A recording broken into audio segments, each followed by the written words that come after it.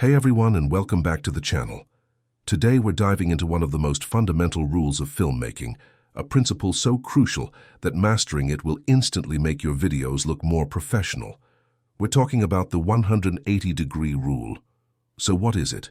Imagine two characters, let's call them Alex and Ben, having a conversation. If you draw an imaginary line connecting them, that's your axis of action.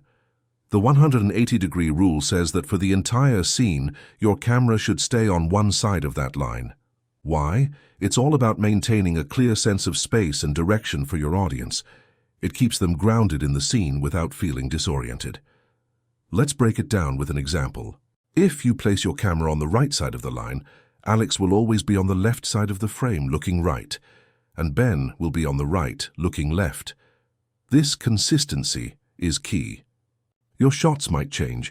You could have a wide shot, a medium shot, or close-ups of each character. But as long as you stay on that same side of the axis, the audience's understanding of their positions remains intact. Alex is on the left, Ben is on the right. Simple, right?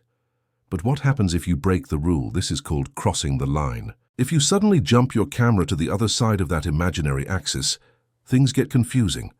Suddenly, Alex, who was on the left looking right, is now on the right looking left, and Ben is the opposite. To the viewer, it can feel like the characters have magically swapped places. It's jarring and can pull them right out of the story you're trying to tell. Their brains have to work overtime just to figure out where everyone is, and that's a distraction you don't want. Now you might be thinking, but aren't rules made to be broken? And you're absolutely right. Crossing the line can be a powerful creative choice when done intentionally. You can use it to create a sense of chaos, confusion, or a major shift in the power dynamic of a scene. Imagine a tense argument where, at the peak of the conflict, the camera crosses the line. This visual disruption mirrors the emotional disruption of the characters. It tells the audience that something has fundamentally changed. The key is to do it with purpose, not by accident. A deliberate line cross feels like a bold directorial choice. An accidental one just looks like a mistake. So how do you put this into practice? Before you start shooting a scene with two or more subjects, take a moment to establish your axis of action. Decide which side your cameras will live on and stick to it. If you're using multiple cameras, make sure they are all on the same side of the line. This simple bit of planning will save you a world of headache in the editing room and make your final product look polished and professional.